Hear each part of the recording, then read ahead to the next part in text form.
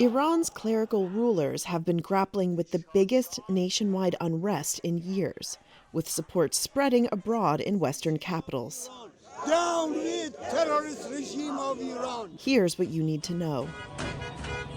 People across Iran have joined protests since the death of Mahsa Amini in the custody of morality police, who detained the 22-year-old in Tehran on September 13th for inappropriate attire.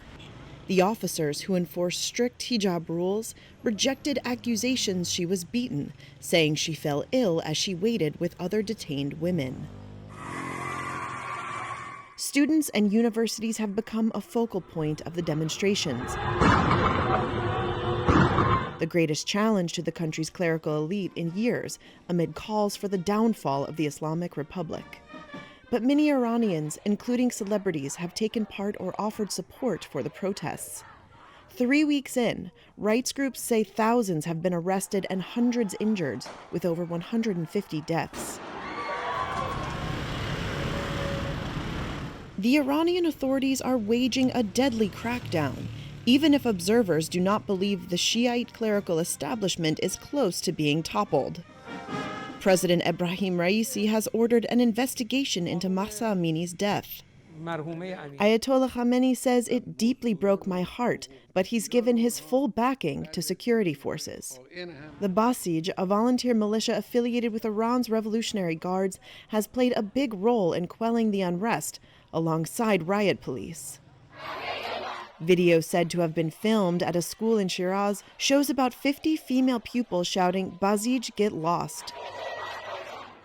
Authorities have reported numerous deaths among the security forces. State-organized counter-protests have been mounted. Iran has also accused adversaries, including the U.S. and Britain, of orchestrating the unrest. Amini's death and the crackdown are compounding international tensions, already heightened by stalled negotiations on reviving Tehran's 2015 nuclear deal. Ravina Shamdasani is a UN human rights spokesperson.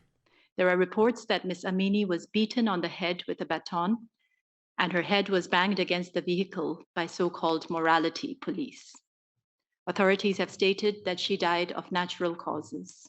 Ms. Amini's tragic death and allegations of torture and ill treatment must be promptly, impartially, and effectively investigated by an independent, competent authority that ensures in particular that her family has access to justice and the truth. Female protesters have cut their hair during rallies around the world.